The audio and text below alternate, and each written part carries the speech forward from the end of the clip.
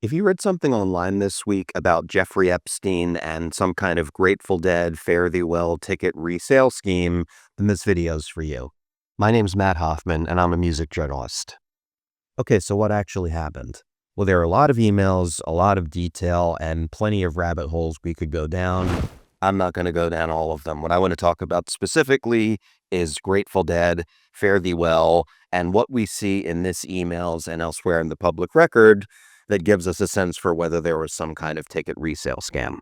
On December 7th of 2015, an email thread shows that a guy named Kevin Law emailed Jeffrey Epstein and invited him to invest in a deal with Law and his business partner named Joseph Maley, whom he'd said Epstein had met before. A July 2010 email from Epstein indicates that he had a meeting scheduled with Maley and Law. This may be what Law meant when he said Epstein had met Maley before. In the 2015 email thread, we see that Maley sends a model to Law, which he then forwards to Epstein, proposing that he invest $30 million.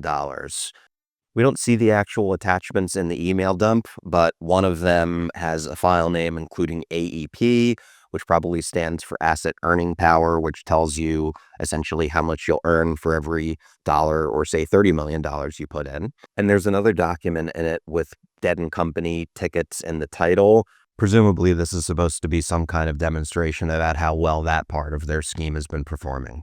Another quick note here, Maley and Law described this business opportunity as factoring, but I think that's just designed to make it sound more official or non-shady than it actually is, which is kind of funny because in the business world, some people consider factoring to be shady. That's where somebody sells off their receivables for cash today that's worth less than all of the receivables are worth if you collect them. But the person who sells it needs the cash today. The person who buys it is happy to buy them at a discount and then presumably go out to the market and try to collect them. But that all is neither here nor there because what these guys were proposing was much simpler than that. There's a totally non-PC term that describes when you sell tickets in the aftermarket for more than you bought them for originally, but I'm not going to say that word here. And for purposes of this video, I don't think the details are really that important to understand, other than that this guy is saying you should invest in a ticket resale scam with us because we have pulled off ticket resale scams in the past, including with Grateful Dead fare thee well. That's one of three examples Law gives Epstein, presumably to demonstrate how he has pulled off these ticket scams before and why Epstein should want to invest with him. In addition to fare thee well, these examples also include Coachella and some early Dead & Company shows. In the email, he also mentions Hamilton and Adele. More on them later as well. The email thread ends later that day when Epstein forwards it to Richard Kahn, his longtime accountant and advisor. Over the next 2 days, we see more emails between Epstein and Law, where Epstein expresses interest subject to some questions from his advisor Kahn. The day after that, we see some emails between Kahn and Epstein, where Kahn says it feels like the terms of the deal are different than what they originally proposed to Epstein. Kahn also tells Epstein that he thinks Law and Maley are pitching a Ponzi scheme and that they sound shady and that he doesn't think he should invest. Epstein sends Kahn a one-word email in response, pass. The next day, Epstein emails Law and accuses him of reneging and changing the terms of the deal.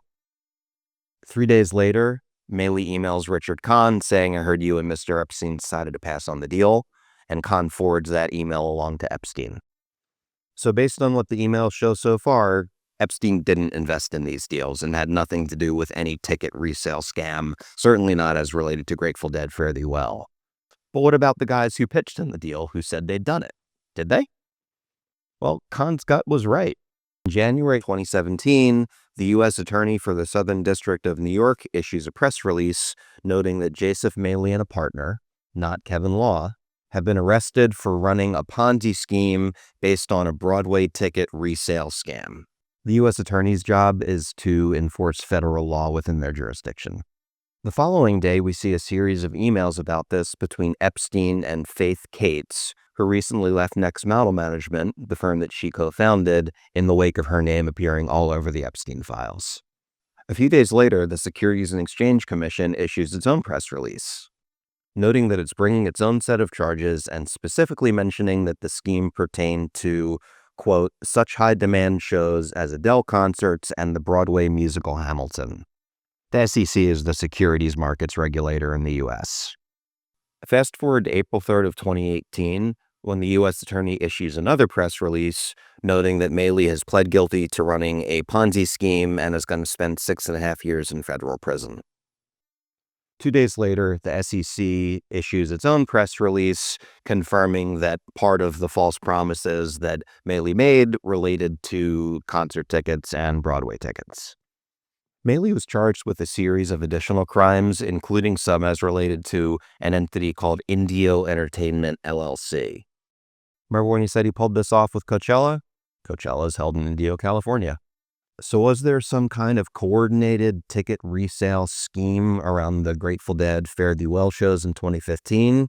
Maybe, but nothing in these documents suggests that Jeffrey Epstein or these guys Maley and Law, who claimed they had done this before, had actually done it. The only thing linking any of these guys to a Fare Thee Well ticket rescam is emails from the guys who went to jail for lying to people about ticket resale scams. They're full of shit. I hope you found this helpful. Please feel free to comment, DM, or shoot me a message if you want to talk through anything. And keep an eye out for some more coming from me soon. I got some exciting stuff in the works that I can't wait to tell you about. Thank you.